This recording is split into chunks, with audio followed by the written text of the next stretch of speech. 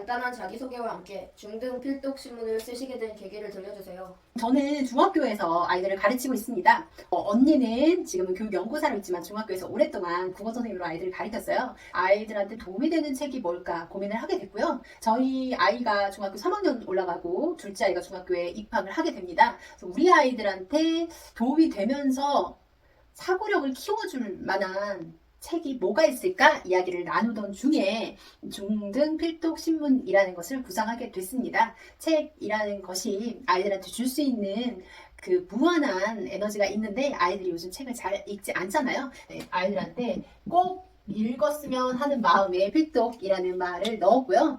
저희가 가장 포인트로 생각하는 중학생 시기 그리고 신문이라는 두 가지 포인트를 넣어서 제목에 다뤄봤습니다. 아이들 키워보셔서 다 아시겠지만 중학교 입학 전에 아이들이 굉장히 사고력이 성장하는 것을 느끼실 수 있을 거예요. 우리 아이가 이제 더 이상 아이가 아닌데 뭔가 논리적인데 엄마랑 아빠랑 이야기하면서도 논리적으로 뭔가 티키타카가 되기 시작한단 말이죠. 그렇다면 이때 논리적 사고력을 더 많이 키워줄 필요가 있다 라는 생각이 들어서 이 시기에 필요한 신문의 내용을 간추려서 책으로 집필하게 됐습니다. 굉장히 직관적인 제목입니다. 사실 중학교라는 시기는 중요하지만 아직 여물지 않은 시기라는 느낌이 강합니다. 왜 이 시기에 주목하게 되었나요? 자, 중등 필독 신문에서 중등이라는 것은 중학교와 고등학교를 아우르는 말로 쓰입니다. 중학교 입학을 앞둔 친구들부터 중학교 고등학생까지 다 읽을 수 있지만 특히 중학교 입학하거나 입학을 앞둔 친구들을 타겟으로 둔 이유는요. 바로 질문에서 말씀하셨듯이 여물지 않은 시기라는 포인트가 있기 때문입니다. 초등학생 시기만 해도 엄마가 가이드라인 잡아온 대로 쭉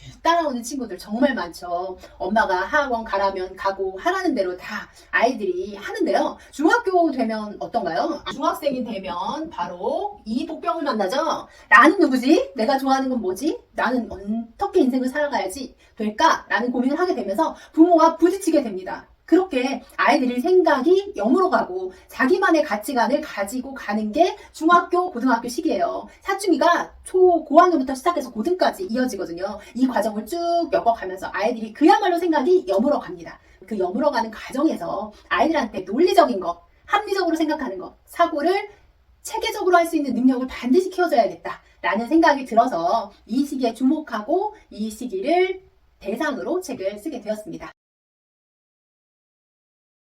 나이마다 적절한 진도가 있을까요? 차등에 대한 문제를 얘기하려면 책의 구조를 좀 살펴볼 필요가 있습니다. 이 책은 6가지 분야의 뉴스들을 다루고 있는데요. 첫 번째, 그 각 뉴스보다 타이틀과 중심 내용을 다룹니다. 이게 무엇에 대한 뉴스지? 라는 것을 아이들이 알 수 있도록 요약해서 아이들에게 이 주제의 내용을 알려주고요. 그 다음에 어떻게 이 주제를 가지고 생각하는 게 좋을지 생각하는 방법을 다룹니다. 찬반 토론을 통해서 생각을 해야 되는 경우, 역사적인 과정을 살펴보면서 생각하는 힘을 기르는 경우 등등 주제에 맞는 생각하는 방법을 알려줍니다. 그 방법을 가지고 질문에 대한 답을 찾아가는 3가지 과정으로 이루어집니다. 초등학교 고학년은 여기까지만, 중학생은 여기, 고등학생은 여기까지 라고 생각할 수도 있는데요. 이것은 케바케, 사바사라고 볼 수 있겠죠. 아이마다 다르다는 겁니다. 아이가 사고력의 수준이 어떠느냐에 따라서 천차만별이잖아요. 중학생 1학년 아이들의 사고력이 똑같을 수는 없습니다. 아이가 어떻게 생각하는 힘을 갖고 있느냐에 따라서 어떤 아이는 여기까지, 어떤 아이는 끝까지 다 해낼 수 있는 역량이 다를 거예요. 그래서 아이 역량에 따라서 책을 읽으면 좋겠고요. 아이 학년보다는 아이와 대화를 통해서 아이가 읽어가면서 헬스할 부분 혹은 자기가 끝까지 생각을 끌고 나갈 부분을 결정하면 도움이 될 것 같아요. 수 많은 학습 도구 중에서 신문만을 비판적 사고력을 위한 교재로 고르신 이유가 궁금합니다. 요즘에 교육 쪽에 베스트셀러 목록 찾아보면 9살부터 시작하는 초등신문, 초등 지식왕 등등 초등 저학년을 대상으로 신문 기사를 읽는 책들이 베스트셀러에 올랐더라고요. 역으로 제가 질문 드릴게요. 왜 학부모들이 그렇게 어린 나이부터 신문의 주제를 잡아서 책을 읽히고 그 책이 베스트셀러가 됐다고 생각하세요?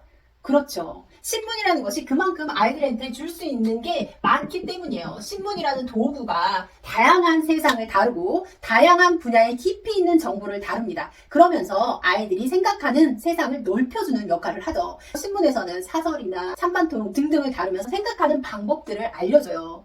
신문이라는 도구가 아이들한테 논리적인 사고, 비판적 사고력을 길러주는데 굉장히 좋은 도구이기 때문에 저도 신문이라는 도구를 택했고요. 특히 초등 저학년보다도 논리적으로 전두엽이 발달되면서 생각할 수 있는 힘을 가지게 되는 아이들한테 신문은 더 효과적이기 때문에 선택했습니다. 아이들한테 종이신문 주신 적 있을 거예요. 초등학생들 이렇게 교육하다 보면 명문가, 굉장히 유명한 혹은 지식인들 가정에서는 신문 활용 교육을 어려서부터 많이 하잖아요. 그래서 우리 가족도 신문을 활용해서 교육을 해야겠다 해서 시도하신 경우 많을 거예요. 그런데 아이들이 신문을 보면 어떠죠? 뒷걸음을 칩니다. 종이신문을 구독하면 뭐예요? 신문은 쌓여가는데 아이들은 읽지 않아요. 왜? 거기서 다루고 있는 지식이 너무 난이도가 높고요. 또 거기 나오는 어휘들도 어려운 단어들이 너무 많아요. 게다가 생각하면서 그 논리를 쭉 따라가야 되는데 그 힘도 약하기 때문이죠. 신문을 제대로 읽을 수 있는 것이 바로 중학교 입학을 앞둔 혹은 중고등학생이기 때문에 그 아이들의 생각에 힘을 키우기 위해서 신문을 선택하게 되었습니다. 교육, 문화, 사회 등 중등 교과와 연계된 다양한 주제의 기사가 눈에 띄는데요. 책을 쓰시면서 가장 신경 쓰신 부분은 어떤 것인가요?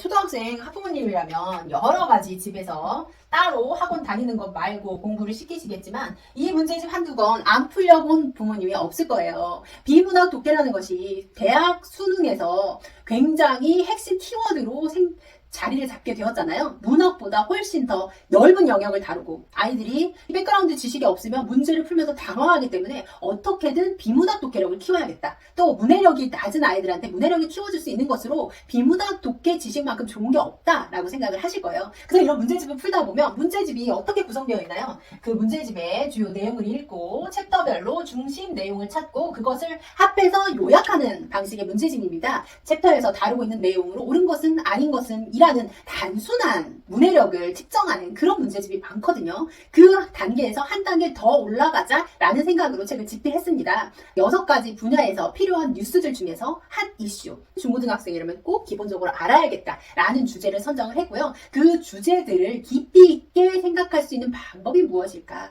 나의 지식으로 내 것으로 만들 수 있는 것은 나의 생활 안에서 접목하면서 생각하는 방법이거든요. 그 방법들을 통해서 한 번 읽고 휘리릭 빠져나가는 지식이 아니라 아이들의 자신의 지식으로 남을 수 있게 만들 수 있는 그런 방법을 생각하면서 책을 집필했고 주제를 선택했습니다.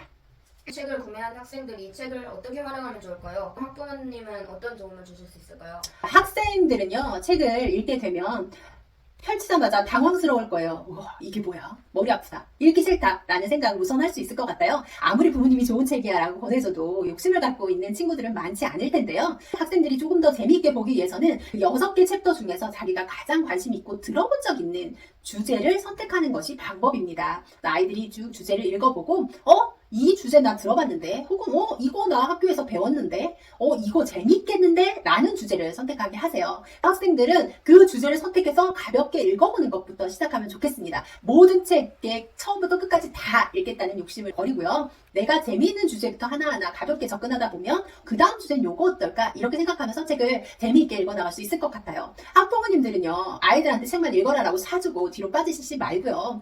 내가 생각하는 방법을 나누는 것을 이 주제를 통해서 아이와 한번 연습해봐야겠다라고 생각하면 도움이 될 거예요. 아이들하고 한 가지 주제에 대해서 이야기를 나누면서 같이 자료도 찾아보고 너의 생각은 어때? 나는 이렇게 생각해. 그리고 내가 회사에서 이런 일들이 있었는데 이건 이렇게 접목시킬 수 있을 것 같아. 라고 부모가 가지고 있는 백그라운드 지식, 넓은 그 지식을 아이한테 나눠주시는 거죠. 그러면 아이가 미디어를 통해서 잠깐씩 얻는 그런 지식보다 훨씬 풍부한 지식을 가질 수 있을 거고요. 부모님도 잘 모르는 주제다 싶으면 함께 찾아보세요. 함께 찾아보면서 이렇게 생각하니까 이렇네. 같이 공부한다는 생각으로 익혀주시면 훨씬 도움이 될 것 같아요. 특히 왜 식사 시간에 대화의 주제를 못 찾아서 잔소리를 하다가 결국은 서로 마음만 상하고 끝나는 경우 많잖아요. 이때 이 책의 챕터의 주제들을 하나씩 선정을 해서 넌지시 물어봐 주시면 아이가 책에 관심을 갖는데 도움이 됩니다. 교복 요즘에 어떻게 입니? 학교에서 수행평가 준비할 때 어려운 점이 뭐가 있어? 등등 아이가 필요로 하고 관심 있는 주제를 툭 던져주시고 그것에 대해서 생각을 나누다 보면 좀 더 즐겁고 유익한 식사 시간이 되지 않을까 싶습니다. 이 책의 독자인 학생들과 학부모님께 꼭 당부하고 싶은 말씀 부탁드립니다. 우리가 대입 수능에서도 비문학 독해, 신문을 통해서 백그라운드 지식을 넓히고 이해력을 높이는 게 도움이 될 것이지만 인생을 살면서도 비판적 사고력이라는 것이 참 중요합니다. AI가 이제 인간의 영역에 침범해오기 시작하고 자신만의 특징을 가진 인간이 아니고서는 기계에 뒤처지는 인간이 될 수도 있단 말이죠. 인간만이 가진 능력을 발휘하는 데서 가장 중요한 것이 바로 비판적 사고력입니다.